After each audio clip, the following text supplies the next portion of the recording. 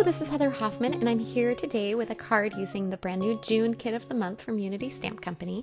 I'm using kind of an oldie but goodie technique to add some texture to my image that I've already pre-stamped on a panel of vellum that I've trimmed a little smaller than some gold glitter cardstock I'm going to use.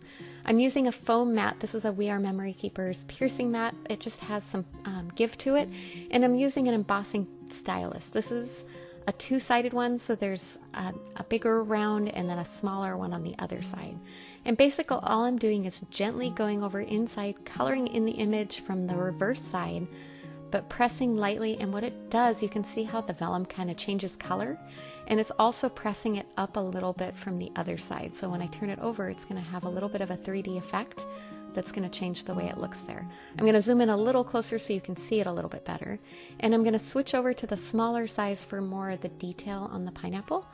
Keep in mind that the more detailed and smaller it is, the easier it is to accidentally press a hole through your vellum.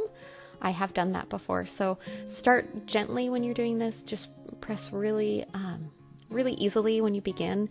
If it feels like it doesn't do enough, you can always press a little harder and go over it again.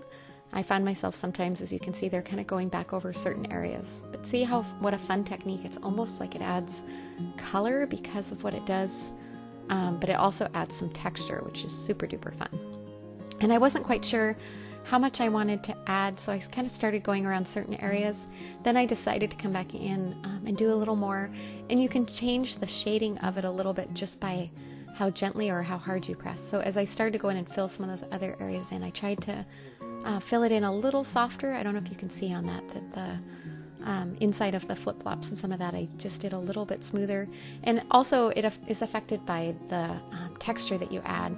Like you can kind of go in little circles, but it adds kind of a fun, if you just keep your lines going straight and in the same direction. On those I kind of did a diagonal on the beach bag there. And then I added just a teensy tiny bit onto the pineapple there as well. Now, when I turn this over, now that I've got this all done, like I said, it's so hard to see that dimension and texture. I wish you could see it in real life, how it kind of makes it bumpy and textured. But I want to go ahead and adhere this onto my gold glitter cardstock. I love how the gold glitter kind of reminds me a little bit of sand. And what I did is I took that to my sewing machine and I just added a line of machine stitching across the top. That's a great way to adhere vellum when you don't want to have to worry about hiding the adhesive. And because it still floats free over the top, it kind of adds a great free feeling to it, and I adhered that panel onto a white card base, leaving a little outline, a nice neutral and easy card. Thanks so much for coming by. Have a wonderful day.